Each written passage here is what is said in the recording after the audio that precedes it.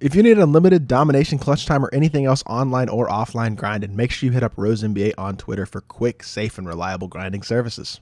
Yo, what is good, YouTube, and welcome back to another JC2K video. In today's video, we're going to be building the best team possible using 100,000 MT or less in NBA 2K23 MyTEAM. Before we hop into the video, if you haven't already, make sure you hit that subscribe button. Help me push towards the 8,000 subscriber mark on the channel. I upload every single day, generally multiple videos a day, and I would really appreciate your support if you haven't already, if you do subscribe. Without further ado, let's hop right into it, and let's start off with the starting point guard position, which is going to be one of the few pretty expensive cards on this team, and that is Dyson Daniels.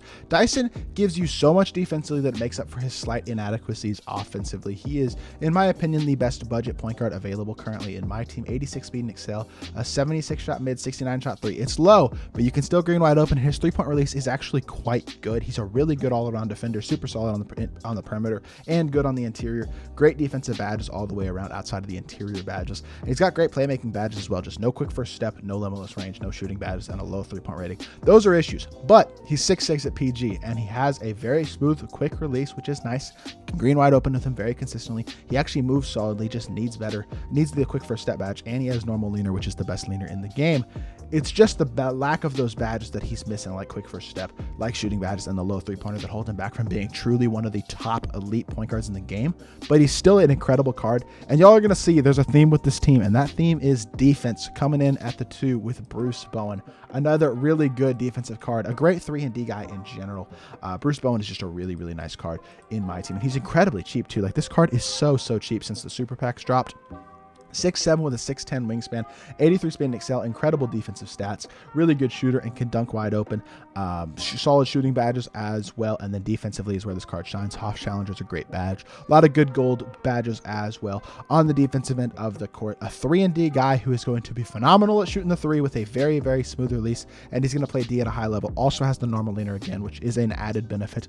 Allows you to create a little bit more with a guy like this, and he's going to play D at an incredibly high level and shoot the ball at a crazy high level, and he's 2,500 MT, which is absolutely bonkers that he is that cheap right now in my team. At the 3, continuing the theme of defense, we're going with Kawhi Leonard, another 3-and-D guy just like Bruce Bowen, who is one of the best budget cards in the game. 6'7" with a 7'3" wingspan, an incredible player build, super long arms, 80 speed and excel ain't crazy, but he knocks down threes, he can dunk the ball, and he's a really good perimeter defender, and that is what you need out of a guy like Kawhi Leonard. Can even play make just a tiny bit with silver quick first step, bailout, clamp breaker, bronze handles for days, has good shooting badges and very good defensive badges.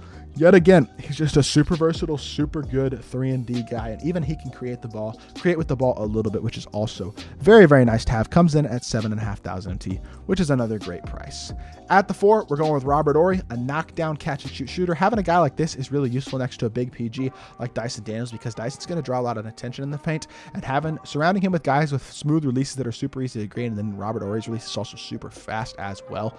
He's also 6'10", it's a power forward position, which is great size. Just really helps out a lot. I use Carmelo Anthony, who's kind of the expensive elite version of Robert Horry, whereas Robert Horry is the budget version, but I use Carmelo Anthony next to Cade Cunningham in my God Squad. This kind of replicates that on a budget level with an elite pick and pop power forward with an amazing release coupled with your tall PG.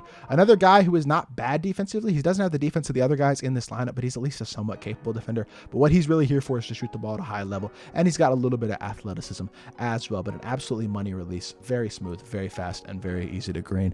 And yeah, he's just a perfect guy to throw in at the power forward next to these defensive guys in the backcourt, and he's only 3,000 MT, which is again ridiculously cheap. Chet Holmgren comes in at the 4. We're going with Diamond Chet as well. At the 5, not the 4. But Chet gives you a lot on the court. He's 7 foot with a 7'6" wingspan, so he's got elite size, elite length, capable speed, really good shooter, capable dunker, and a really good all-around defender. Just has 45 strength.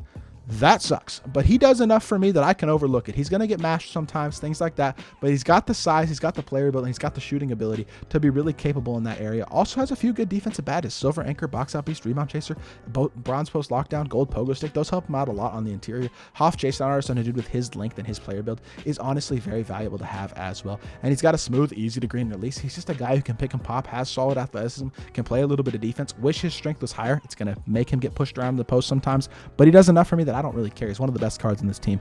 26,000 MT, just like Dyson Daniels, but an amazing option regardless.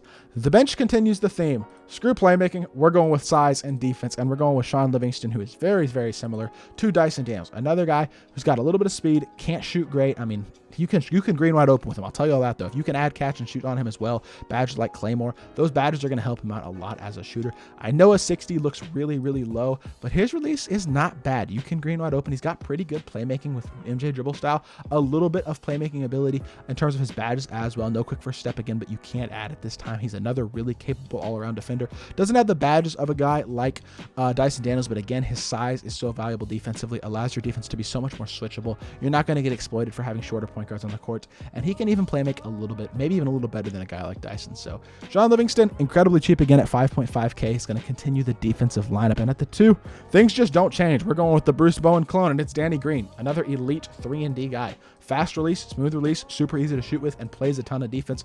Don't really need to go into a lot of depth. Again, just like Bruce Bowen, he's got 90 plus on all the perimeter defensive stats, 80s on the interior, can dunk a little bit and can shoot at a high level. Really good shooting badges, really good defensive badges on the perimeter, and even bronze limitless range, silver agent 3, which is also nice to have as well. But again, like I said, release is really good. Honestly, his dribble moves aren't bad either. MJ dribble style is really good, and Steph behind the back is also quite good. He just doesn't have the playmaking badges to be able to use them at a super high level. But again, for his price at 5.5 KMT, just like Sean Livingston, they're the same price, and you can't complain for how much they're going to give you at that price. At the 3, we're going with Nick Batum. Batum statistically is honestly quite solid for the 3. His release is a tiny bit slow, which is one thing to keep in mind, but he's got a high 3-point rating. Great all-around defensive stats. His defensive badges are pretty good. I just wish he could get the clamps badge. I think that would really help him out as a perimeter defender, but he already has really good defensive badges, even some interior badges, which are super nice to have, like a chase down artist and a post lockdown, a menace, pogo stick, workhorse. Things like that are nice to have. Bronze quick first step that can be upgraded. He's got a few shooting badges. Like I said, the release is a little slow, but it's smooth and easy to green. Again, MJ dribble style, Lillard behind the back, which might be the best behind the back in the game. Just another really good card who's incredibly cheap. 3 KMT for a guy who's going to knock down threes and play some defense, and that's what you need off the bench. And then at the 4, we're going with Giannis Antetokounmpo. I know Giannis isn't an auctionable card, but if you don't have this card at this point, I don't know what you're doing, because he's 30 tokens, and literally, I got this card on day 1. If you don't have 30 tokens, you haven't been playing the game. It's quite that simple, because tokens are so easy to get. And Giannis has 85 speed, a low 3-ball rating, but with the way shooting is this year, you can still green wide open with him super consistently, and he's got really good defensive stats outside of the crazy low steal and the mediocre block. A lot of good defensive badges. Unfortunately, they happen to be on silver and bronze. Same thing with the playmaking badges being mainly bronze.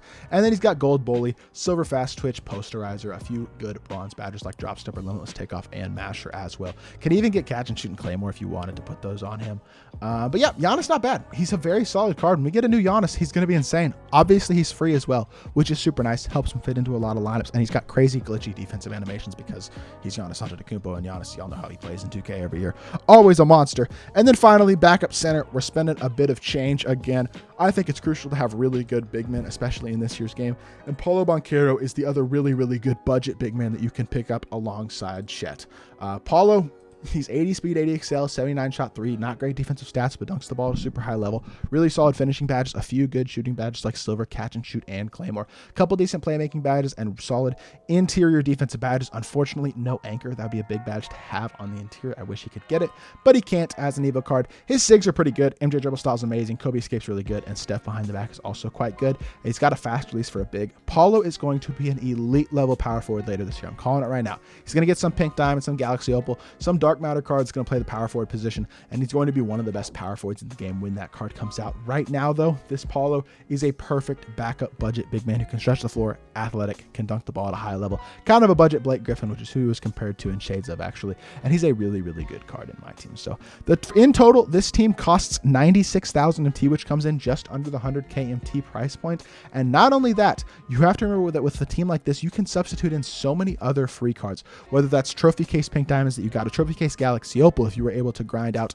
that Galaxy Opal and all the centerpieces this season. Players that are like takeover players like Donovan Mitchell, Andre Iguodala, Anthony Edwards, Andrew Wiggins, Sean Kemp, etc., etc. Tons of free cards that have been made available this season. Scottie Pippen from level 40.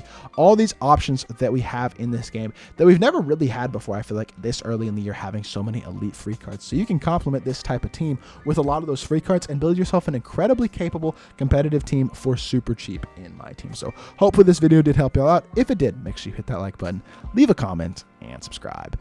I'll be back with more 2K content very, very soon, and I appreciate y'all. Peace.